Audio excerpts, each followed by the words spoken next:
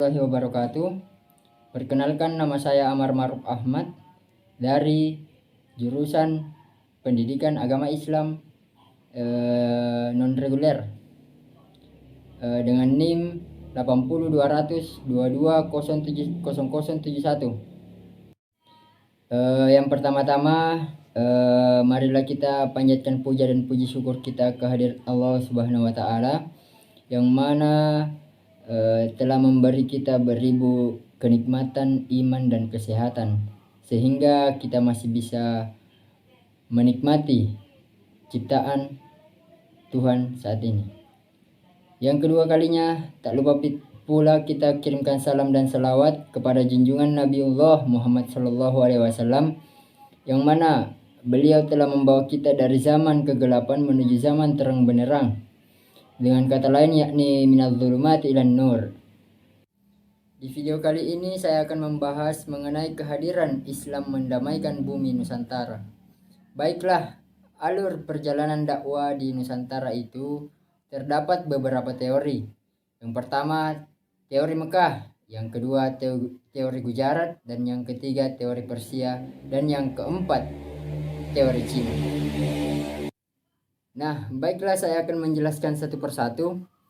Yang pertama, teori Mekah. Menurut teori Mekah, proses masuknya Islam di Indonesia adalah langsung dari Arab, yang mana terjadi pada abad pertama Hijriah atau abad ke-7 Masehi, dengan para pedagang dari timur memiliki misi dagang dan sekaligus berdakwah, yang mana orang-orang Arab datang ini kebanyakan adalah keturunan Nabi Muhammad SAW yang menggunakan gelar Sayyid atau Syarif. Menurut ahli sejarah, jalur perdagangan antara Indonesia Arab telah berlangsung jauh sebelum Masehi. Yang kedua, teori Gujarat. Teori Gujarat mengatakan bahwa proses kedatangan Islam ke Indonesia berasal dari Gujarat pada abad ke-7 Hijriah atau abad ke-13 Masehi. Apa itu Gujarat? Gujarat adalah sebuah wilayah di India bagian barat, berdekatan dengan Laut Arab. Menurut teori ini, orang-orang Arab bermazhab Syafi'i telah bermukim di Gujarat dan melebar sejak awal Hijriah abad ke-7 Masehi. Namun yang menyebarkan Islam ke Indonesia bukanlah dari orang Arab langsung, melainkan pedagang Gujarat yang telah memeluk Islam dan berdagang ke Nusantara. Orang-orang Gujarat telah lebih awal membuka hubungan perdagangan dengan Indonesia dibanding dengan pedagang orang Arab.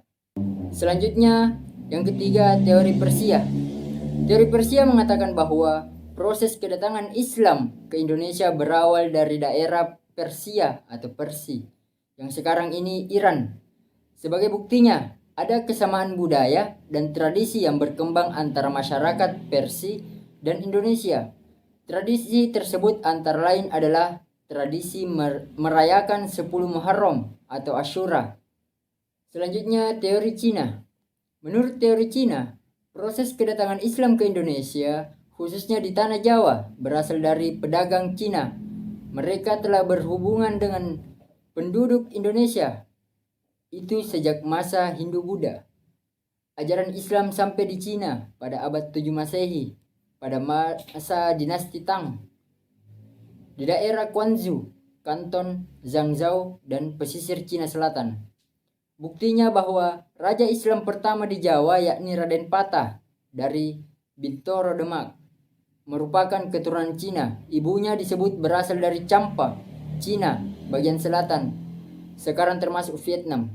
Bukti lainnya adalah adanya masjid-masjid tua yang bernilai arsitektur Cina atau Tiongkok di berbagai tempat di Pulau Jawa.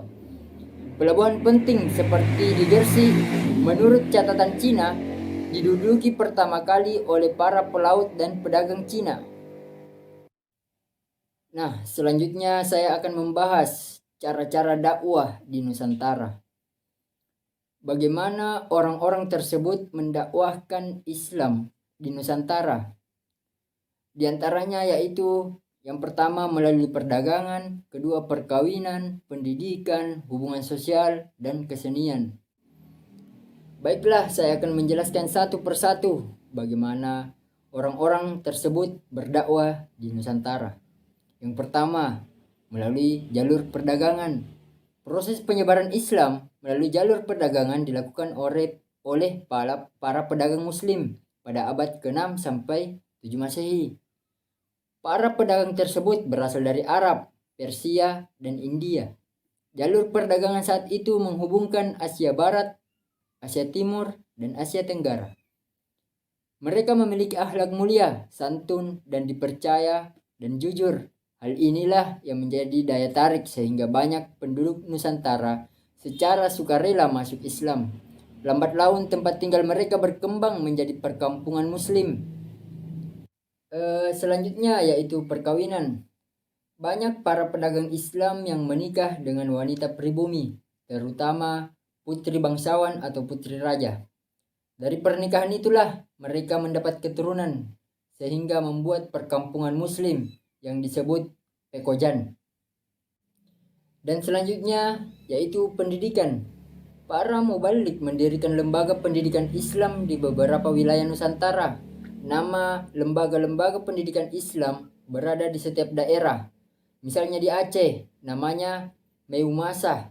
Di Sumatera Barat namanya Surau, dan di Jawa dikenal dengan pondok pesantren. Dan pendidikan utama yang diajarkan oleh beliau yaitu mengajarkan takwa dan saling tolong menolong. Selanjutnya yaitu hubungan sosial. Para mubalik selalu menjalin hubungan sosial dengan masyarakat melalui kegiatan-kegiatan sosial.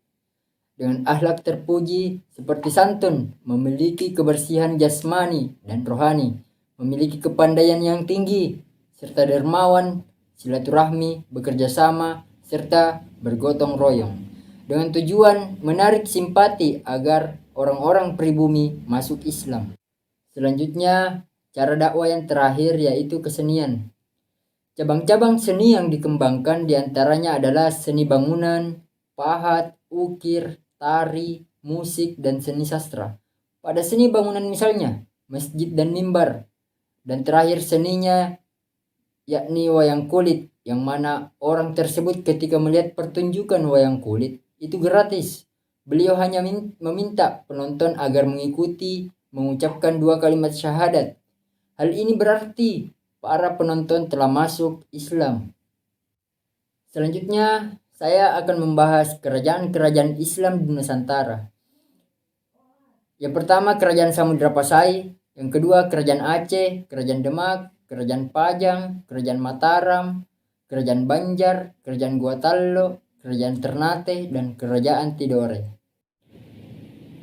Baiklah, itulah tadi materi mengenai bagaimana sih masuknya Islam di Nusantara atau Indonesia. Kurang dan lebihnya mohon dimaafkan. Cukup sekian dan terima kasih. Wabillahi taufiq wal hidayah. Assalamualaikum warahmatullahi wabarakatuh.